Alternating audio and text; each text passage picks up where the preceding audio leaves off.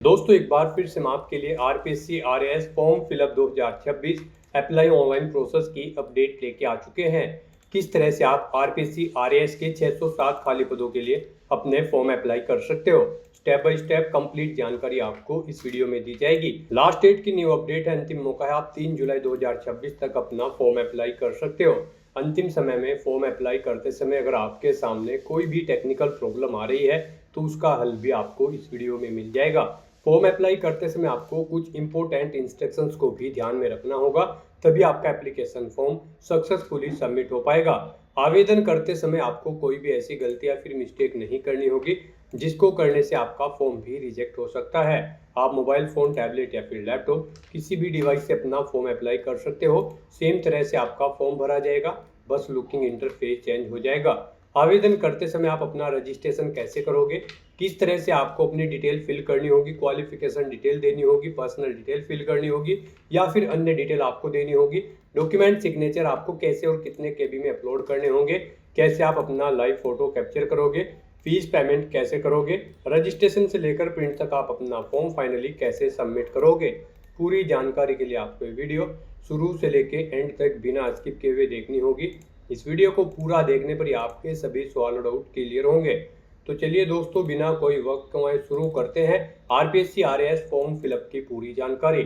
Form भरने से पहले आपको सबसे पहले हमारी वेबसाइट आईएनडी सरकारी नौकरी के इस पेज पर विजिट करना होगा, जिसका लिंक आपको नीचे description plus first comment box में मिल जाएगा। और हमारे इस पेज पर विजिट करके आप यहां से आरपीएससी आरएएस का फॉर्म अप्लाई कर सकते हो। राजस्थान पब्लिक सर्विस कमीशन की ओर से 607 वैकेंसीज निकाली गई है। स्टेट सर्विस एग्जाम के लिए 192 वैकेंसीज है। सबऑर्डिनेट सर्विस एग्जाम के लिए 415 वैकेंसीज है। लास्ट डेट ऑनलाइन आवेदन करने की 3 जुलाई 2026 है। लेवल 10 से 14 के अंतर्गत सैलरी है। ग्रेजुएट डिग्री से आप अप्लाई कर सकते हो। 21 से 40 वर्ष आयु सीमा है। General BC, OBC, creamy layer, other state के लिए 600 रुपये फीस है। ओबीसी, बीसी, डब्ल्यूएस के लिए 400 है। एससी एसटी के लिए 400, करेक्शन चार्ज 500 है, जो कि आप ऑनलाइन मोड से पेमेंट कर सकते हो।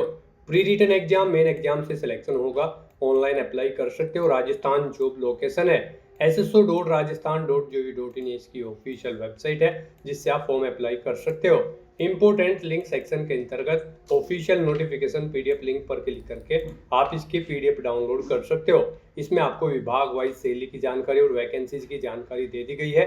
साथ ही साथ एलिजिबिलिटी क्राइटेरिया की डिटेल आप यहां से चेकआउट कर ले। इसमें qualification, age limit, age relaxation की जानकारी आपको यहां पर दे दी गई है। एग्जाम पैटर्न, सिलेबस आपको डिटेल में यहां पर प्रोवाइड करा दिया गया है। फॉर्म अप्लाई से रिलेटेड आपको गाइडलाइंस दे दी गई है। डॉक्यूमेंट, सिग्नेचर, फोटोग्राफ कैसे और कितने केबी में आप अपलोड करोगे। कंप्लीट गाइडलाइंस के लिए आपको कंप्लीट पीडीएफ रीड आउट करना अनिवार्य है। इसको पूरा पढ़ने से ही आपके सभी सवाल और डाउट क्लियर होंगे।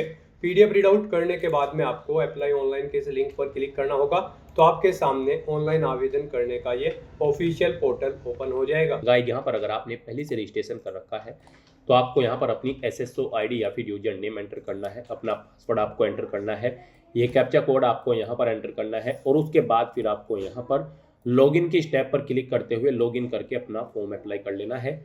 और अगर आप इस भर्ती के लिए फर्स्ट टाइम अप्लाई करने जा रहे हो तो सबसे पहले यहाँ पर आपको अपना रजिस्ट्रेशन करना होगा। उसके लिए आपको यहाँ पर रजिस्ट्रेशन की टैब दी गई है, आप इस पर क्लिक करें और अपनी बेसिक इन्फॉर्मेशन प्रोवाइड करते हुए यहाँ पर आप अपना रजिस्ट्रेशन कर ले। गाइस, यहाँ पर आप राजस्थान सिंगल साइन ऑन के पोर्टल पर कैसे अपना वन टाइम रजिस्ट्रेशन करोगे, इसके लिए आपको इस वीडियो के डिस्क्रिप्शन बॉक्स में हमारी दूसरी वीडियो का लिंक दिया गया है, जिस पर आपको स्टेप बाय स्टेप समझाया गया है कि कैसे आप राजस्थान सिंगल साइन ऑन के पोर्टल पर अपना ओटीआर कर सकते हो। तो आप उस वीडियो को ओपन कर ले, उसमें से रजिस्ट्रेशन का कंप्लीट प्रोसेस चेकआउट कर ले और अपना रजिस्ट्रेशन करने के बाद फिर आप यहाँ पर लॉगिन करें।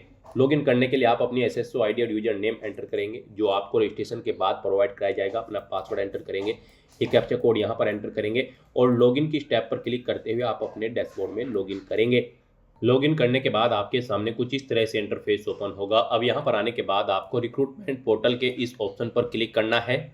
फिर यहाँ पर आपको आपके डैशबोर्ड में ऑन गोइंग रिक्रूटमेंट के इस सेक्शन में आना है और यहाँ पर आने के बाद गाइज फिर आपको राजस्थान स्टेट एंड सब सर्विस कॉम्प एग्जाम 2026 आपको इस सेक्शन में आना है और आरपीएससी आरएएस 2026 में पार्टिसिपेट करने के लिए फिर आपको अप्लाई नाउ के इस टैब पर क्लिक करना है।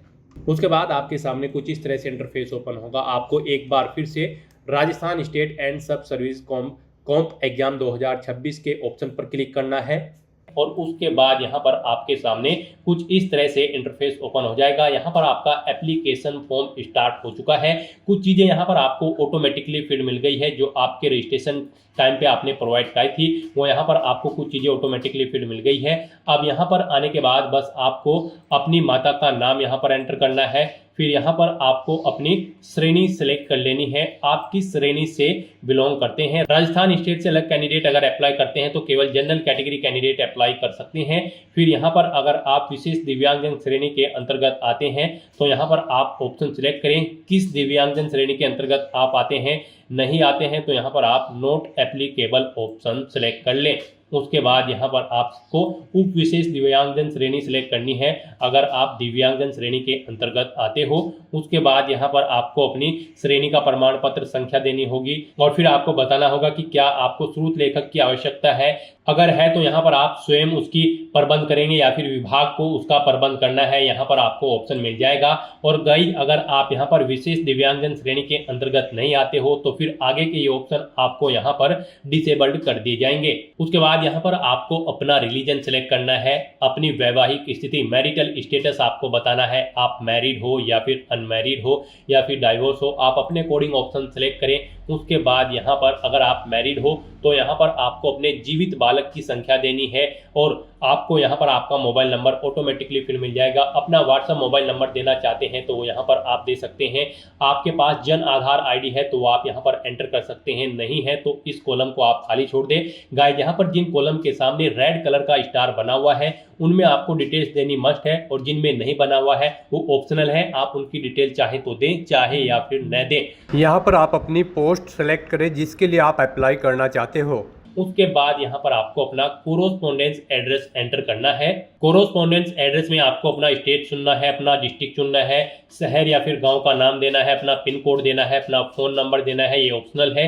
इस तरह से अपनी डिटेल्स फिल करने के बाद अब गाइस यहाँ पर आपको नेक्स्ट के इस ऑप्शन पर क्लिक कर देना है। फिर आपसे पूछा गया है जो मोबाइल नंबर और ईमेल आईडी आपने दी है क्या वो करेक्ट है।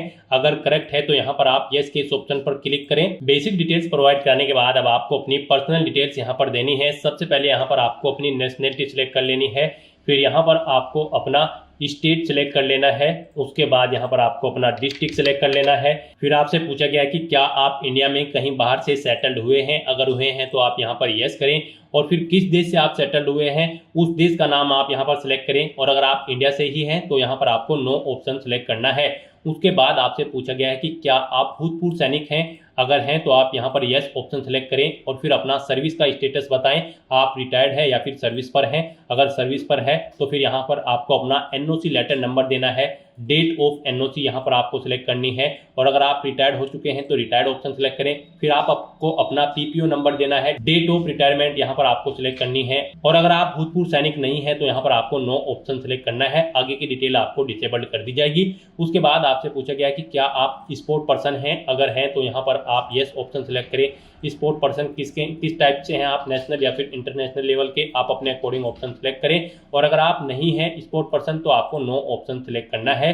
फिर यहाँ पर आपसे पूछा गया कि क्या आप मौजूदा सरकारी विभाग या फिर सार्वजनिक उपक्रम कर्मचारी हैं, अगर हैं तो आप यहाँ पर यस करें और फिर यहाँ पर डिपार्टमेंट का नाम एंटर करें, नहीं है तो आप नो ऑप्शन सेलेक्ट कर लें। उसके बाद आपसे पूछा गया कि क्या आप एज में एडिशनल इलेक्शन चाहते हैं, अगर यहाँ पर एडिशनल इलेक्शन एक्स प्रिजनर यानी कि जेलर को मिलेगा, एनसीसी कैडेट इंस्ट्रक्टर को मिलेगा, आर्मी कैंडिडेट को मिलेगा। यहाँ पर अगर आपको नहीं चाहिए एज में इलेक्शन तो फिर आपको नॉट एप्लीकेबल ऑप्शन सिलेक्ट करना है। इस तरह से अपनी ये डिटेल फिल करने के बाद अब आपको नेक्स्ट के इस ऑप्शन पर क्लिक कर देना है। नेक्स्ट आपके सामने कुछ इस तरह से इंटरफेस शो होगा। यहाँ पर अब आपसे कहा गया है आपका सेकेंडरी और सीनियर सेकेंडरी का डाटा अवेलेबल नहीं है, अगर अवेलेबल होगा तो फिर यहाँ पर आपको ऑप्शन मिल जाएंगे और अगर अवेलेबल नहीं है तो यहाँ पर गाइज अब आपको ओके के इस ऑप्शन पर क्लिक करना है।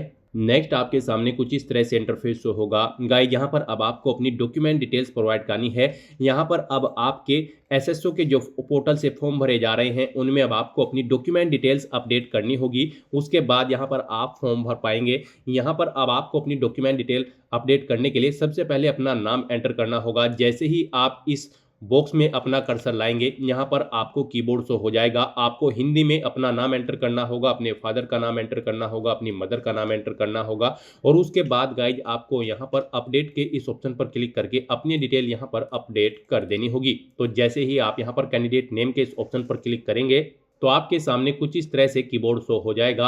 अब आपको इस कीबोर्ड में से कैरेक्टर को सिलेक्ट करते हुए अपना नाम यहाँ पर टाइप करना है, अपने फादर का नाम ऐसे ही टाइप करना है, फिर मदर का नाम टाइप करना है और अपडेट के ऑप्शन पर क्लिक करते हुए अपनी डिटेल यहाँ पर आपको अपडेट करनी होगी।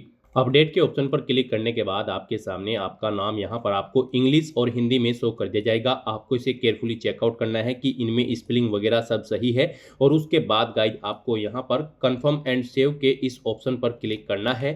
फिर आपके सामने कुछ इस तरह से इंटरफेस ओपन होगा। अब यहाँ पर आपको डिजी लॉकर इंटीग्रेशन रिकमेंडेड का ऑप्शन मिलेगा। गाइड यहाँ पर अब आपको अपनी क्वालिफिकेशन की सभी डिटेल्स यहाँ पर डिजी लॉकर से फैच करनी होगी या फिर आपको मैन्युअली यहाँ पर अपनी क्वालिफिकेशन के सभी डॉक्यूमेंट आपको अपलोड करने होंगे, जैसे कि 10वीं 12वीं ग्रेजुएशन पोस्ट ग्रेजुएशन आपकी जो भी हायर क्वालिफिकेशन है उस तक की सभी डिटेल्स के दस्तावेज यहाँ पर आपको अपलोड करने होंगे, उनकी डिटेल आपको प्रोवाइड करनी होगी। अब आप आगे क्वालिफिकेशन जब भरी जाती है उसमें क्वालिफिकेशन की डिटेल नहीं भरोगे, यहाँ पर आप जो डिटेल प्रोवाइड कराएंगे अपनी क्वालिफिकेशन की उसी से आपके डॉक्यूमेंट फैच करके आपकी क्वालिफिकेशन आपको आगे ऑटोमेटिकली फिल मिल जाएगी। तो यहाँ पर अब आपको अपनी क्वालिफिकेशन के सभी डॉक्यूमेंट दस्तावेज की डिटेल देनी है और उन्हें यहाँ पर आपको अपलोड करना है। यहाँ पर आपके पास इन्हें अपलोड करने के लिए दो ऑप्शन है। आप डिजी लॉकर के माध्यम से यहाँ पर अपने डॉक्यूमेंट्स प्रोवाइड कर सकते हैं या फिर आप मैन्युअली यहाँ पर उन्हें अपलोड कर सकते हैं, उनकी डिटेल प्रोवाइड कर सकते हैं। मान लीजिए अगर आप यहाँ पर डिजी लॉकर के थ्रू अपनी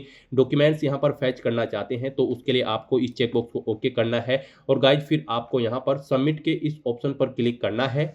गाइड डिजी लॉकर के थ्रू अगर आप अपने डॉक्यूमेंट्स की डिटेल यहाँ पर प्रोवाइड कराना चाहते हैं तो आप ग्रांट डिजी लॉकर एक्सेस इस ऑप्शन पर क्लिक करेंगे। फिर आपके सामने यहाँ पर डिजी लॉकर का ऑप्शन ओपन होगा, आपको डिजी लॉकर पर सबमिट कर दिया जाएगा। वहाँ पर आप अपना लॉगिन करके या फिर अकाउंट क्रिएट करके और अपने डॉक्यूमेंट्स वहाँ पर अपलोड करके आप यहाँ पर उन्हें अलाउ करेंगे और डिजी लॉकर से आपके सभी डॉक्यूमेंट्स यहाँ पर फैच करके डिटेल आपकी प्रोवाइड कर दी जाएगी। अगर मान लीजिए आप डिजी लॉकर के थ्रू अपनी डिटेल नहीं देना चाहते हैं, आप मैन्युअली यहाँ पर अपने डॉक्यूमेंट्स की डिटेल देना चाहते हैं तो फिर यहाँ पर आपको कैंसिल के इस ऑप्शन पर अब क्लिक करना है। गाइस यहाँ पर अगर आप अपने डॉक्यूमेंट मैन्युअली ऐड करना चाहते हैं तो कैंसिल के ऑप्शन पर क्लिक करके आपके सामने कुछ इस तरह से इंटरफेस शो होगा। अब यहाँ पर आपको नोट अपलोडेड के इस ऑप्शन पर क्लिक करना है डॉक्यूमेंट वैलिडेशन सेक्शन में और उसके बाद गाइस आपको ऐड एजुकेशनल डॉक्यूमेंट्स आपको इस ऑप्शन पर क्लिक करना है।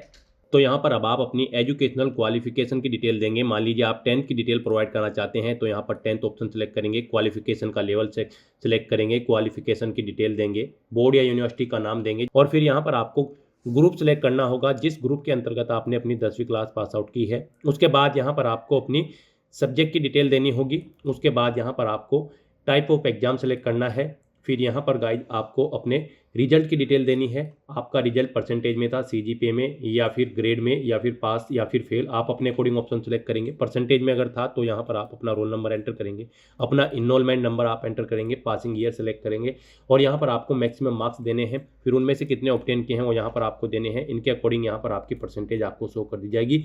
नंबर ऑफ अटेम्प्ट्स में यहाँ पर आपको बताना है कितनी बार में आपने यहाँ पर अपना 10वीं क्लास पास आउट की है। फिर यहाँ पर आपको अपनी मार्कशीट अपलोड करनी है। आपको चूज फाइल के ऑप्शन पर क्लिक करना है, फाइल को सिलेक्ट कर लेना है और पीडीएफ फॉर्मेट में 400 KB से कम साइज की फाइल यहाँ पर आपको अपनी मार्कशीट की अपलोड कर देनी है। उसके बाद आपके पास जो सर्टिफिकेट है 10वीं क्लास का वो भी आपको चूज फाइल के ऑप्शन पर क्लिक करके 400 KB से कम पीडीएफ फॉर्मेट में यहाँ पर अपलोड कर देना है और उसके बाद आपको यहाँ पर सेव मैन्युअली के इस ऑप्शन पर क्लिक करके अपनी डिटेल यहाँ पर सेव कर देनी है। इस तरह से यहाँ पर आप अपनी 10वीं क्लास की डिटेल सेव कर सकते हो।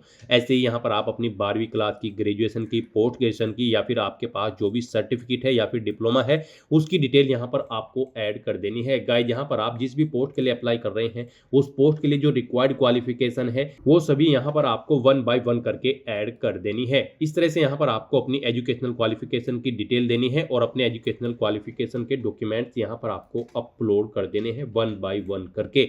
यहाँ पर आरपीएससी आरएएस की इस भर्ती में पार्टिसिपेट करने के लिए आपके पास बैचलर डिग्री होनी चाहिए किसी भी स्ट्रीम के अंतर्गत किसी वेल रिकॉग्नाइज्ड यूनिवर्सिटी से। नेक्स्ट यहाँ पर आपको अपनी क्वालिफिकेशन और एक्सपीरियंस की डिटेल प्रोवाइड करनी है। गाइज आपने डॉक्यूमेंट डिटेल प्रोवाइड करते हुए अपनी क्वालिफिकेशन की डिटेल प्रोवाइड कराई थी। जो आपकी क्वालिफिकेशन है सभी क्वालिफिकेशन की डिटेल आपने उसमें प्रोवाइड कराई होगी।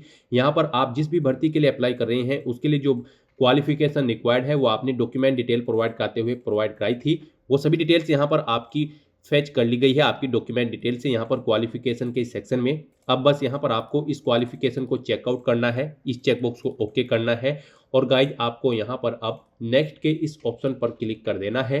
नेक्स्ट यहाँ पर आपको आपका फोटो और सिग्नेचर ऑलरेडी अपलोडेड मिलेंगे जो आपके OTR से फेच कर लिए गए हैं। OTR करते समय आपने अपना फोटो और सिग्नेचर जो अपलोड किए थे वो यहाँ पर आपको ऑलरेडी फेच करके शो कर दिए गए हैं। बस गाइज यहाँ पर अब आपको केवल नेक्स्ट के इस ऑप्शन पर क्लिक करना है। नेक्स्ट यहाँ पर आपको अपनी प्रेफरेंस प्रोवाइड करनी है। यहाँ पर आपको सिलेक्ट करना है आप जिस नंबर पर प्रेफरेंस देना चाहते हैं उस ऑप्शन को उस नंबर पर सिलेक्ट करें। यहाँ पर 1 बाय 1 करके आपकी प्रेफरेंस ऐड हो जाएगी। यहाँ पर आप जिस ऑप्शन को जिस नंबर पर सिलेक्ट करेंगे उस नंबर पर आपकी प्रेफरेंस यहाँ पर सेट हो जाएगी। इस तरह से अपनी प्रेफरेंस प्रोवाइड करने के बाद फिर आपको यहाँ पर नेक्स्ट के इस ऑप्शन पर क्लिक करना है। नेक्स्ट आपको आपके एप्लीकेशन फॉर्म का पूरा प्रीव्यू शो कर दिया गया है। आपको सभी डिटेल्स केयरफुली चेकआउट करनी है। पेज को नीचे स्क्रॉल डाउन करना है, डिक्लेरेशन सेक्शन में आना है, इस चेकबॉक्स को आपको ओके करना है।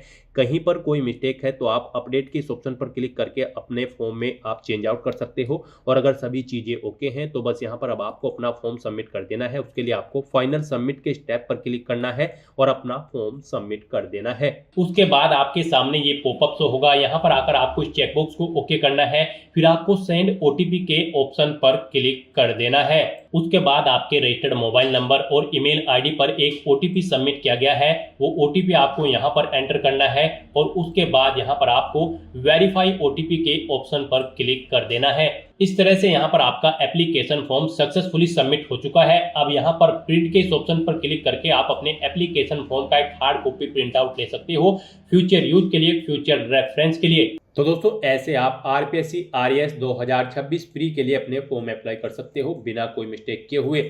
आज की इस वीडियो में बस इतना ही। आई होप ये वीडियो आपको पसंद आई होगी।